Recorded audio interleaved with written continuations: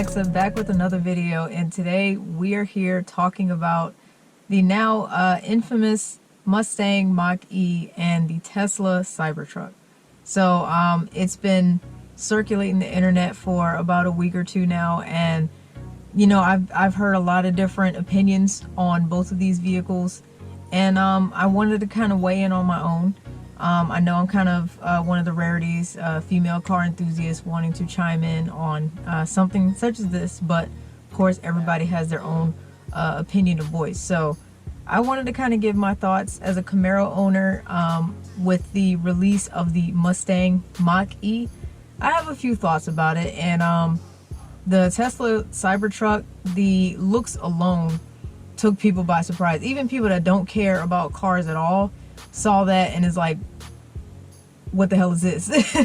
Yeah, this is something that I really think is going to need some more information. Of course, these are all basically previews. These are early looks, so there still can be some changes made. There could still be some adjustments, different trims and everything. So I wanted to go over some of the stats, and I wanted to go over my own thoughts, how I think it's going to do in the future, because you know, we are starting to lean towards more electric vehicles and stuff like that. So unfortunately, with the shirt I'm wearing, I don't know if you guys can see, this girl loves her muscle car. The slow decline of V8 engines being made is really going to hurt my heart, but you know, we have a planet to consider, so you know, I totally understand. But anyways, let's first start off with talking about some of the subjects on this Mach-E. I even went and typed up a few of my thoughts just so I can keep them fresh. So the Mustang Mach-E, number one, I don't agree with the name. I wish they would have called it something else. Like if they had just called it Ford Mach-E, I just don't see how it's a Mustang. I see what they tried to do with the headlights and the tail lights a little bit, but I mean, I looked at a side profile shot of the car and I literally thought it was a Mazda CX-5 or a Mazda something. It looks like a Mazda to me from the side. It resembles nothing about a Mustang. Even the tail lights look a little off. Like I see they're trying to do the 3-slit thing with the tail lights, but it's not a Mustang, in my opinion. Apparently they're gonna have 4 different, I guess, trims, different models that you can get. So if you go on the Ford website at Ford.com, their 4 different selections are, you can get the Select, that's starting at around $44,000. That won't be available until early 2021. You can get the Premium, that starts at about $50,000. That one's going to be available the soonest, I would say. It'll be available, I think, at the end of 2020. So right around this time next year, the end of the year of 2020, the Premium will be probably the most readily available for production. That one starts at about $50,000. Then you go up, you got California RT1 edition. That one starts at about $52,000. And all of these trim models, you know, it's subtle changes between like wheel size, color, your horsepower and torque numbers are a little bit increased. I'm sure the interior is going to be a little different, and some of the inside mechanics, I'm sure the battery life will be increasing with these higher trim models. And then the highest one, it looks like they have the GT starting at about $60,000. And once again, this one won't be available until early 2021, unlike the Premium model. So like I said, once you go on Ford's website, you can see what's different between each of these models. But you know, subtle changes. I don't know if the body style itself is really going to change a whole lot. I don't know if they add any extra lines or any extra scoops, you know, like they would normally do with a sports car. If you look at a V6 Camaro, and then you look at the SS Camaro, and then you look at the Z01 Camaro, they all look drastically different. But with this Mustang Mach-E, I don't know if the styling is going to change up with some of these, besides the wheelbase and the color options and stuff like that. So that remains to be seen, but it is something that's going to come in 2-wheel drive and all-wheel drive, depending on the trim and what options you opt for, what better suits your needs. They're trying to say that on the larger range battery, you should have a range of up to potentially 300 miles on a full charge. And that's pretty impressive. Like, I will give it that. 300 miles will cover a lot on just one full charge. So I'll give it that. But I also wonder with these batteries, do they kind of have a thing where, I hate to compare it to cell phones, but do they have a thing where they kind of slowly degrade over time, where a full charge may not last as long as it used to when you first got the car? You know, because with cell phones, it's kind of like that. You get a full charge when you first got it, it may last you a whole day, but now it may last you 9 hours, 10 hours or something like that. So I'd be curious to see how that battery lifespan really takes hold, because if we're all switching to electric, we got to make sure we have sufficient batteries in the vehicles. And looking at some of the pictures online, it looks like there's a really big center console screen. So I guess they have the center dash screen that's right in front of you. Like, it seems like a lot of car brands are starting to do that anyway, where they have a full digital display, driver information display. Notice what Dodge calls it, but they also have the large center screen over here, and that'll let you control, set a few options. I'm sure it has climate control and all of that included in that screen.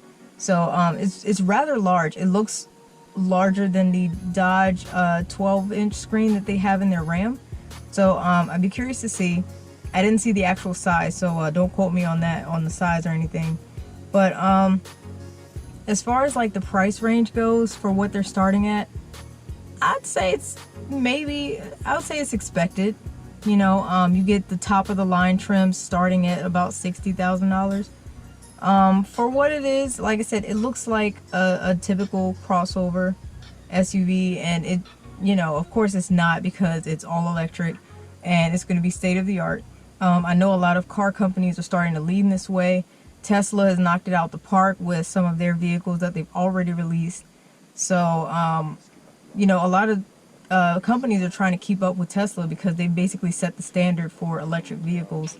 And even Chevy had their run-in with a few electric vehicles. They had their Volt. I think they even have the Bolt too. I'm not sure how different they are. I never got a chance to do a car review on either one of those, but I have been in a Volt before. You know, of course they got the Prius, Toyota. And as far as like any electric vehicle that I could ever see myself personally wanting to own would be a BMW i8. I think that's really dope. And I would have to do more information on that, see if they're coming out with anything new. You know, I don't know if it's a hybrid or if it's just all electric. I'd have to kind of look into that. But even a hybrid vehicle, like, you're still kind of breaking the normal boundaries of just a gasoline engine. So yeah, I think it's a good move for Ford, because, you know, they see the trend we're going in. They already stopped releasing their cars besides the Mustang and maybe like one other, because they know that their trucks sell more. And if they see a trend where more and more people are starting to look into electric vehicles, they want to get into some of that consumer market where Tesla's taking up all of them.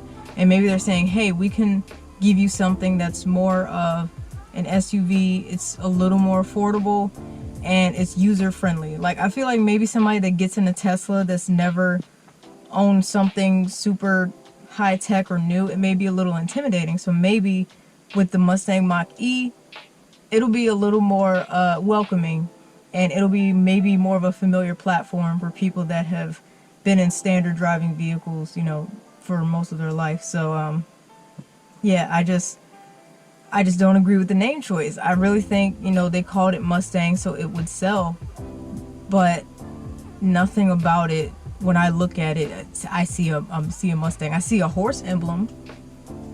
I wish they could have called it something else, even like Stang or something. I don't know. I just wish they would have called it Ford Mach-E. It is what it is. It's in a class of its own because it's different. It's, you know, breaking their boundaries, but they called it a Mustang so they could get their sales out, and it is what it is. And if people are interested, they're gonna buy it regardless of what it's called. But they're saying it's a Mustang and a new one introduced to the stable. So with the Mach-E, I think, like I said, they did a pretty good job. It looks very user friendly. It doesn't look super standoutish except for the front. Some of the models you can get, the grill can be like covered up with like a plate, the grill for the airflow and everything. It looks like it could be covered up with a plate, or you can get it open face. The plate, at first I thought it looked a little weird, but then I was like, oh, it doesn't look that bad. So I guess it depends on people's choice for what they want on that. So you guys let me know your thoughts on the Mustang Mach-E in the comment section below. Yeah, so those are my thoughts, and I definitely can't wait to test drive one. If I really get the opportunity, I would love to test drive it, see its torque numbers, and just kind of see how electric vehicle feels. I've only ever driven one Tesla before, and the torque was amazing. Like, it compared to no gasoline vehicle that I've ever driven, ever. And that Tesla took off like a rocket. Now, I said that's Tesla, but electric, they have like no lag. From the gas pedal to power, it's no lag. So I was really impressed by that. So I really hope I get to test drive one. And yeah, just let me know what you guys think about the Mach-E in the comment section below. So moving on to the Tesla Cybertruck. Oh, Tesla, oh my god, I thought it was a joke.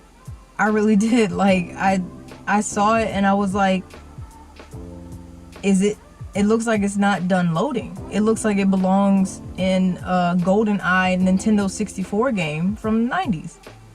Like, it's so angular. It looks like somebody drew it with a ruler and they're just like, you know what, leave it. Just, that's fine. So, oh my god. Getting into some of the, before I talk about the image anymore, let me get into some of the stats. Their projected sale date is going to be the end of 2021, so about 2 years from now. Apparently they may have 3 versions, trims, models, something like that. Their cheapest one is probably going to start around $40,000.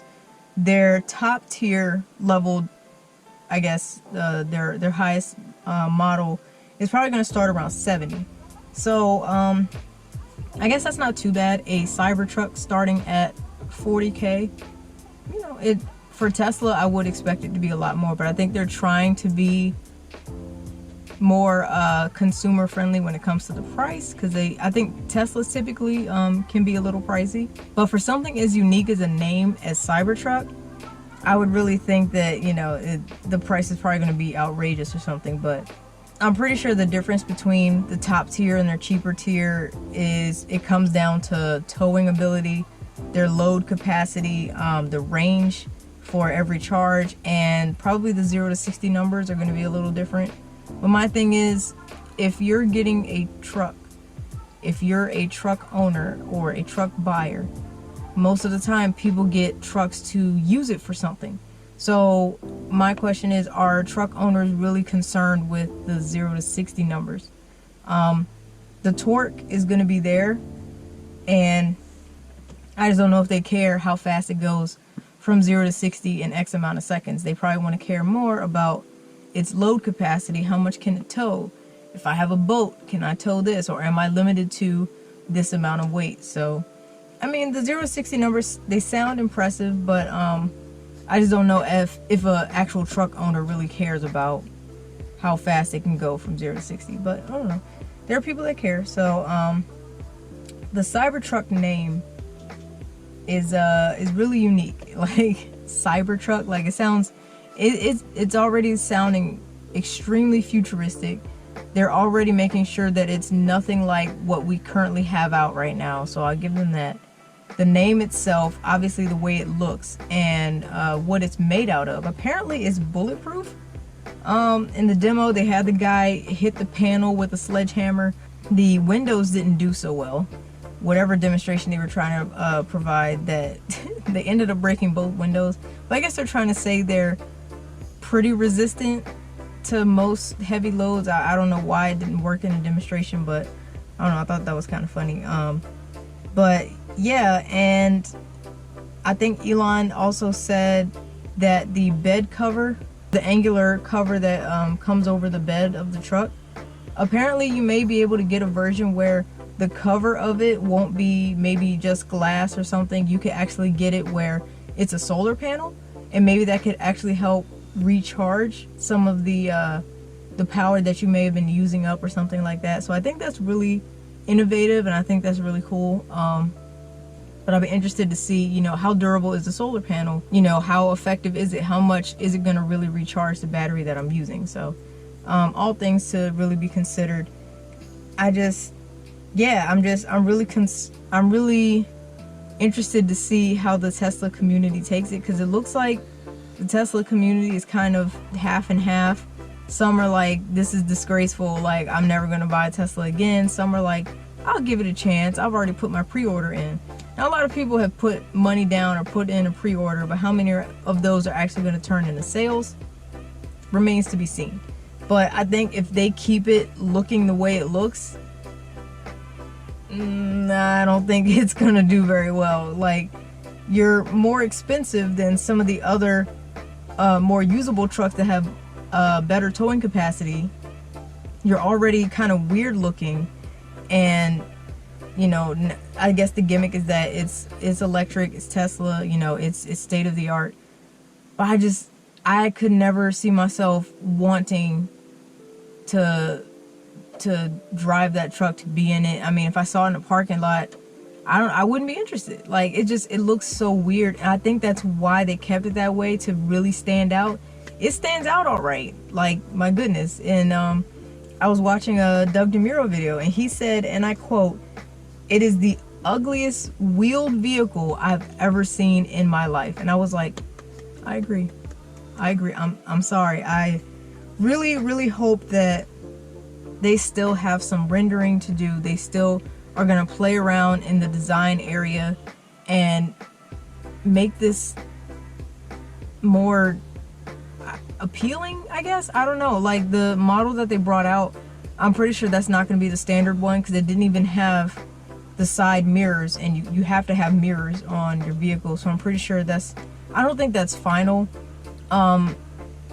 Clearly Elon and Tesla, they can see the reaction. Of course, the internet's been going crazy with the memes and everything, so a lot of people really aren't feeling it. So I really hope that if they want to make these sales and, you know, actually make this a successful build, then they're gonna have to change how it looks, because otherwise I really don't know why people will be interested. Or I know a vehicle is way more than just looks, but what attracts you to a vehicle first, if you've never seen it before? How it looks. So but yeah, I guess they don't care about fitting in right now. They want to stand out, so I'll give that to them. But yeah, so those are my thoughts on the Tesla Cybertruck.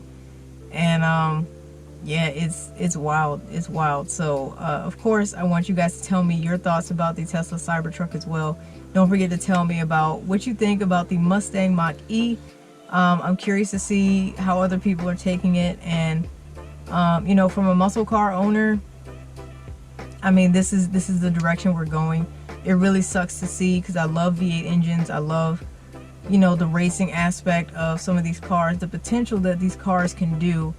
But now it's gonna be, you know, more so about electricity. So it's gonna be an interesting market in the next 5 to 10 years when it comes to cars. So but in the meantime, I'm gonna still continue to enjoy my SS Camaro, and just, I don't know, I'm just gonna enjoy it until, as long as I can, honestly, as long as I can. I'm gonna get a tune for it coming up soon, so I want you guys to stay tuned for that.